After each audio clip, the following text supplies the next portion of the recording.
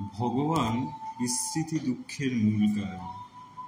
শ্রী রামকৃষ্ণদেব বারবার বলেছেন, জীবনের উদ্দেশ্য হল ঈশ্বর লাভ বা ভগবানকে পাওয়া। এ কথাটা যতটা সহজভাবে যায়, জীবনে পালন করা ততটাই কঠিন। কঠিন বলে এড়িয়ে যাওয়ার জিনিস নয়। জীবন সত্যে প্রতিষ্ঠিত, পবিত্র এবং আনন্দময় হবে, এটা আমরা সবাই চাই। কিন্তু এই চাওয়াটা তখনই পূর্ণতা পায় যখন আমরা ভগবানকে অত্যন্ত আপন বোধে ভালোবাসতে শিখি। ভগবানকে আপন ভেবে ভালোবাসার সাধনাকেই বলে ভক্তি।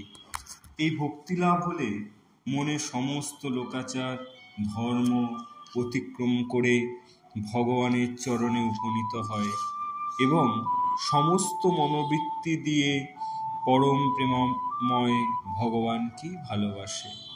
দেবশ্রী নারদের মতে, যখন সকল চিন্তা, সকল কথা, সকল কর্ম ভগবান বা পরম পুরুষের চরণে ইষ্টপদে সমর্পণ করা হয় এবং ক্ষণকালের জন্য ইষ্টকে বিস্মৃত হয়ে অত্যন্ত তীব্র যাতনা উপস্থিত হয়, তখনই জানিতে হবে ভক্তির সঞ্চার হয়েছে।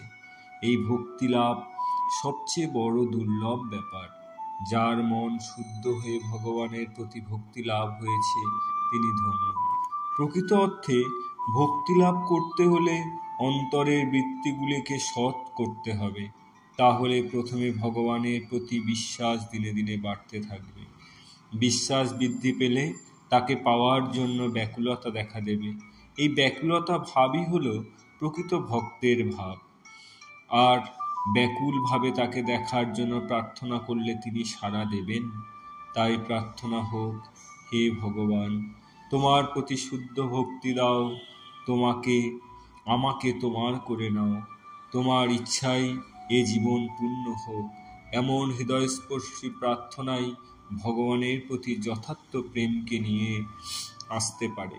তাই প্রেম এলেই প্রেম রূপ রজ্জু দিয়ে ভগবানকে বাঁধা যায়। তাই এখানে একটা কথা বলা যায়, ভালোবাসা ও কৃপা হলো ভক্ত ভগবানের যুগল মূর্তি। এছাড়াও যদি বলি, জীবনে একমাত্র ভগবানেরই প্রয়োজন, এই বোধই হলো প্রেমের লক্ষণ। আমরা সকলেই সুখ চাই। জগতে সকলেই সুখের পেছনে ছুটে চলেছে। পরিবর্তে সুখ ভোগের বদলে পাচ্ছে দুঃখ। কারণ সুখ স্থায়ী হয় না। বাইরে সুখ নাই, অন্তরে সুখ করিতে না পারলে কেউই সুখী হয় না। বাহ্য সুখ সর্বদা অনিত্য, অসীম। মানুষের সুখ না পাওয়ার দুঃখের কারণ, সুখ ব্যাপারটাই হলো অপ্রাকৃত। বিষয় সুখ অনিত্য, তাই বিষয়ীরা স্থায়ী সুখ হতে পারে না। আসলে ভগবানই হলেন একমাত্র সুখস্বরূপ। আর তারই হাতে আছে সুখে থাকার চাবিকাঠি। জীবনে ভালো থাকতে গেলে কয়েকটা জিনিস প্রয়োজন: সুস্বাস্থ্য, সৎভাবে উপার্জিত অর্থ, সকলের সাথে সুসম্পর্ক এবং সর্বোপরি ভগবানের প্রতি বিশ্বাস, সহযোগে ভক্তি। এই ভগবৎ ভক্তি বলতে সৎ চিন্তা, পবিত্র জীবন, সংযত ব্যবহার, যথার্থ প্রেমকেই বোঝায়। মনে রাখতে হবে, ভগবৎ ভক্তি ছাড়া মানে বাসনার শেষ হয় না। তাই অপূর্ণ বাসনা থেকেই জন্ম নেয় কাম, ক্রোধ, লোভ, হিংসা।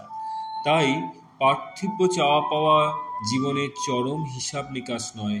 শুদ্ধ ভক্তিতে সকল চাওয়া পাওয়াই পূর্ণ হয়। তখন ভক্ত সমস্ত দুঃখ শোক থেকে মুক্ত পায়।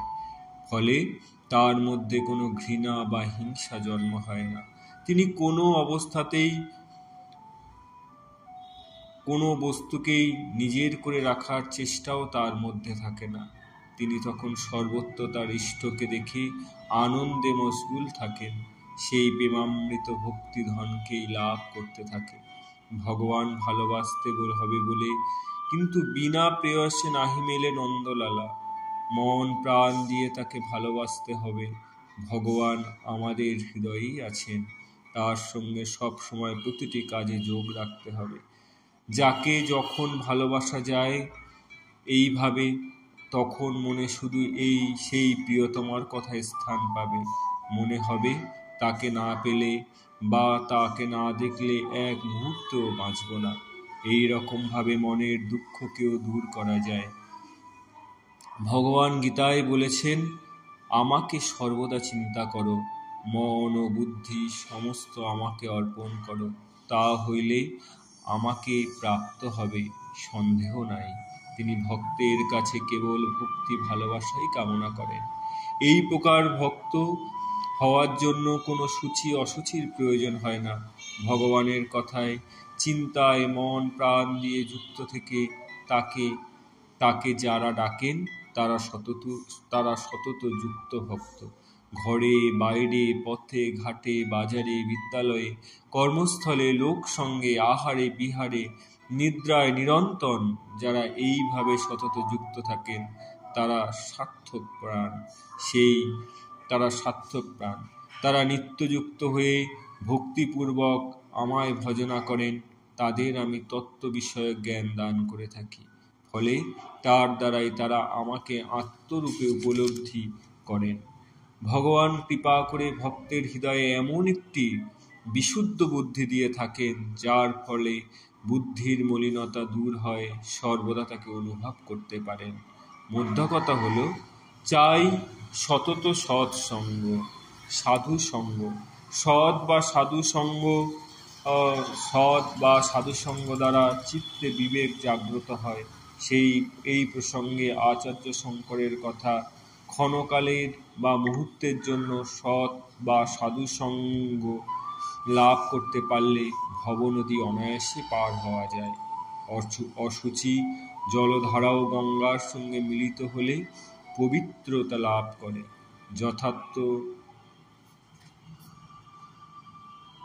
মোদ্দা কথা হচ্ছে, চাই সতত সৎসঙ্গ, সাধুসঙ্গ। সৎ বা সাধুসঙ্গের দ্বারা চিত্তে বিবেক জাগ্রত হয়। এই প্রসঙ্গে আচার্য শঙ্করের কথা, ক্ষণকালে বা মুহূর্তের জন্যও সৎ বা সাধুসঙ্গ লাভ করতে পারলে ভবনদী অনায়াসে পার হওয়া যায়। অশুচি জলধারাও গঙ্গার সঙ্গে মিলিত হলে পবিত্রতা লাভ করে। যথার্থ মহাপুরুষের সান্নিধ্যে লাভ হলেই দ্রুত মানুষ ধর্মজীবনে উন্নতি হয়। সৎসঙ্গ দ্বারা ঈশ্বরের অনুরাগ জন্মায়, অনিত্য বিষয় বাসনার প্রতি মনের টান কমতে থাকে। তাই ভগবত ভজন বা ভগবত চিন্তায় মনকে নিয়োজিত না রাখলেই ভাব দূরে গিয়া অভাব মনেতে প্রবেশ করে। মনের সেই অভাবই দুঃখের কারণ। ভগবত প্রাপ্ত হলে ভক্ত নিত্য ভূমা সুখের অধিকারী হয়। তাই শাস্ত্রে বলা আছে, এতেই জীবনের স্থায়ী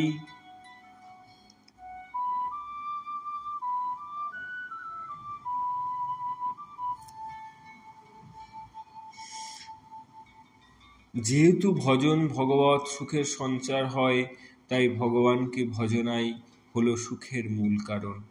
সেই জন্য ভগবানকে বিস্মৃত হলেই যত দুঃখ এসে মনের বা হৃদয়ের মধ্যে জড়ো হয়। তাই ভগবত ভজনে সুখের কারণ এবং ভগবানকে পাওয়ার উপায়ও বটে।